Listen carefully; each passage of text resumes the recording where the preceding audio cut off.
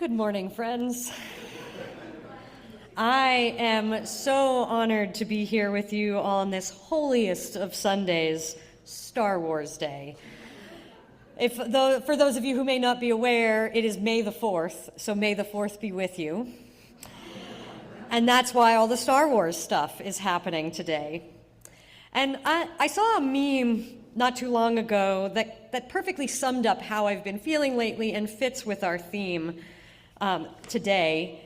It starts with saying, me in history class. Wow, humanity has been through some fascinating times. I wonder if I'll ever live through major historical events. And N saying, me now. No, I want to get off this ride. It was supposed to be space travel.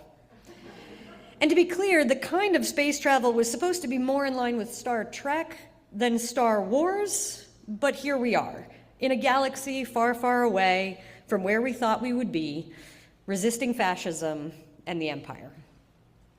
Friends, we are living through some scary times that will no doubt be written about in history books for future generations to reflect back on and call fascinating.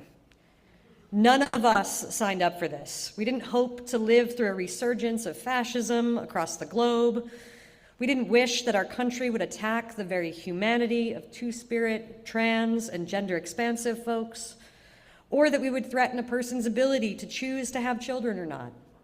We didn't long for the very erosion of our democracy or the right to seek asylum.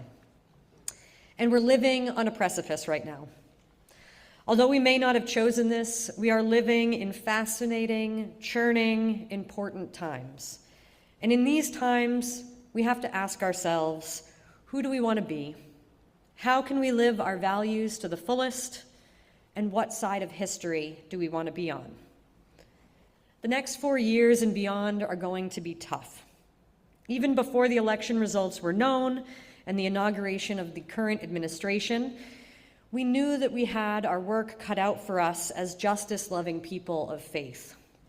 We knew that fascism was rising and that people were being harmed by systems of oppression. We knew that it wasn't the politicians who were going to save us. Only we can save us. But how do we do that, you might be thinking? It's actually the same as it's always been, by living our values and being fully, joyfully human with each other, no matter what. In other words, the work we must do to save us is accompaniment, the kind of accompaniment that inherently resists oppression and fascism. You see, fascism and systems of oppression want to convince us that we're all alone, that there's such a thing as the other, and that others are scary. Fascism seeks to separate us and demoralize us, so the only antidote to it is to come together. Accompaniment is the radical act of being with someone facing oppression, even when, and maybe especially when, you don't know how it's going to turn out. To commit to being with them through the fear and the pain and the loss and the joy and the fun. It's a way of showing each other in the world that we are all in this together. What happens to one of us happens to all of us. Accompaniment can mean taking risks that you otherwise wouldn't have to face in order to make sure that people have what they need, like gender-affirming care, access to abortion medications, or the ability not to be deported to an unsafe space. And although it seems like that risk is for someone else, it's actually a risk you're taking for yourself, for your soul, and for the world we all want to live in. We, as UUs, have been accompanying those most affected by systems of oppression for a very long time. During World War II, the Unitarian Service Committee sent people to Europe to help dissidents escape the Nazis. One of them was the Reverend Dr. Charles Rind Joy, and he saw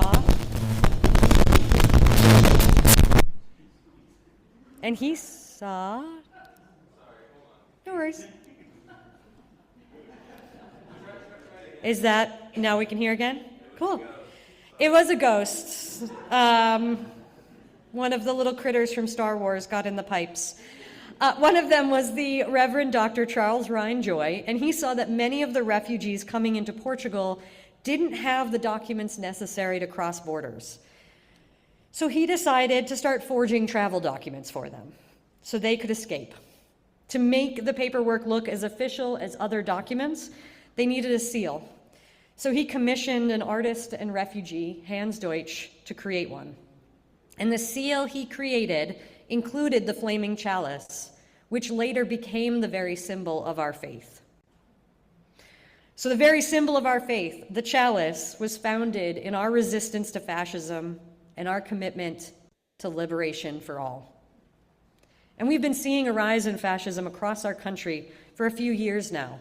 And of course, now our federal government is fully weaponized against those most oppressed as well. So what will our accompaniment look like in today's crisis? What will be the risks that we take to live our values? How does the chalice call us to respond in these times? Right now, UUSC is deeply involved in two types of accompaniment. One, through our CAPAS program, which stands for Community Accompaniment Program with Asylum Seekers, and the other through the Pink Haven Coalition for Trans Liberation. Both programs are radical ways of living our UU values of justice, equity, transformation, pluralism, interdependence, and generosity. Working for justice means we covenant to dismantle racism and all forms of systemic oppression. Our migrant and trans beloveds are at the forefront of this struggle.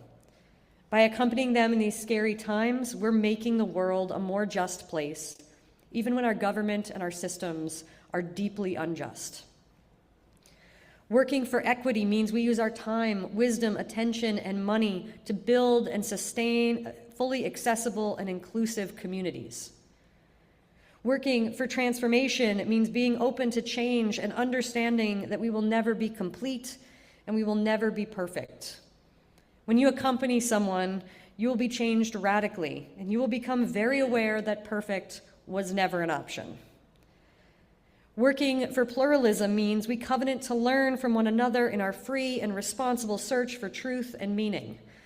Accompaniment often means seeing someone who's very different from you as family, to learn from them and welcome them, even as you know that they will change you and your community, because you know that the beloved community is diverse and beautiful. Working for interdependence means creating and nurturing sustainable relationships with the earth and all people, full of care, respect, mutuality, and justice. We know that none of us are free until all of us are free. So we resist fascism and oppression even when they are not pointed directly at us, because we are all bound up together. Working for generosity means cultivating a spirit of gratitude and hope, even in hard times. Fascism and oppression want us to stay in scarcity mindset, but the reality is we have everything we need to care for ourselves and each other. This is the time more than any other to lean into generosity, to give what you can of your resources, your time, and your activism. As the newest iteration of our values that we've held dear for generations, that continue to evolve and grow through our living tradition, they also ground us in the truth that at the center of all we do, of all those values, of all our actions, we must put love. And that is what accompaniment is, radical love that can and will change this world for the better. As we as a faith approved that new version of our values at General Assembly 2024, we also passed the most radical, welcoming, and loving business resolution, which is such a weird thing to say, that I've ever seen any faith approve. We stated unequivocally that embracing transgender, non-binary, intersex, and gender-diverse people is fundamental to our expression of UU religious values. This groundbreaking resolution calls us into action, which can include condemning and resisting all anti-trans legislation, partnering with local and state organizations led by trans, non-binary, and intersex people, amplifying campaigns for bodily autonomy, and supporting organizations like the Pink Haven Coalition. The coalition is led by trans organizers who saw what was happening in our country and decided to take action to save their community. We're in an interfaith coalition with Quakers, Jews, Mennonites, the United Church of Christ, and more. We're exploring partnerships with mutual aid networks, anarchists, roller derby girls, and anyone else who's saying, no, I won't let this happen, not on my watch. We're working together to create networks of safety and direct support for trans beloveds and their families who need to relocate, access health care across state lines, or stay as safe as possible where they are. Acting in coalition for trans liberation is a direct antidote to the rising fascism we see not only in the United States, but throughout the world. Whenever we resist fascism and injustice, we weaken them everywhere. Know that as you support our trans and gender expansive beloveds, migrants, the unhoused, any directly oppressed people, to not just survive but thrive, you're also supporting all the others that are targeted by fascism, and you're helping to heal the world from the sin of dehumanization and oppression. As Rose in The Last Jedi says, we don't win just by fighting what we hate. We win by saving what we love. Whether you accompany trans folks, unhoused people, migrants, activists being criminalized, or any other targeted group, you are saving the world we all love. You aren't just fighting against the empire, you are fighting for the beloved community. And one important skill that we can all use in these scary times as we accompany those most affected by systems of oppression and resist the powers that be is keeping the vision of the world we want front and center so we can move towards it with love, even as things get hard. So we can continue to fight for what we love, rather than just fight against what we hate. So I invite you into a very brief visioning practice as I close out my message. I ask that you settle your body into a comfortable position. Maybe that means grounding your feet to the floor like the roots of a great oak tree. Maybe that means relaxing your head and letting your chin dip down a bit so your head is closer to your heart. Maybe that means swaying back and forth as if being blown in the wind. Maybe it's something completely different. If you're comfortable doing so, please close your eyes or soften your gaze. Take a deep breath in. And as you release the breath, notice your muscles. Are they clenched from worry? Notice your nervous system. Is it activated because of all that's going on in the world? Take another deep breath in. And as you release the breath, try to unclench those muscles. Try to relax, even just a little bit. Keep breathing.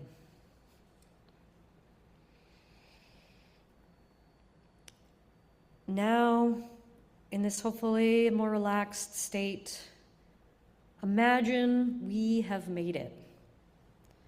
We are in the beloved community where there's no war and no poverty, no borders and no prisons. We have defeated the empire. The resistance movement has prevailed.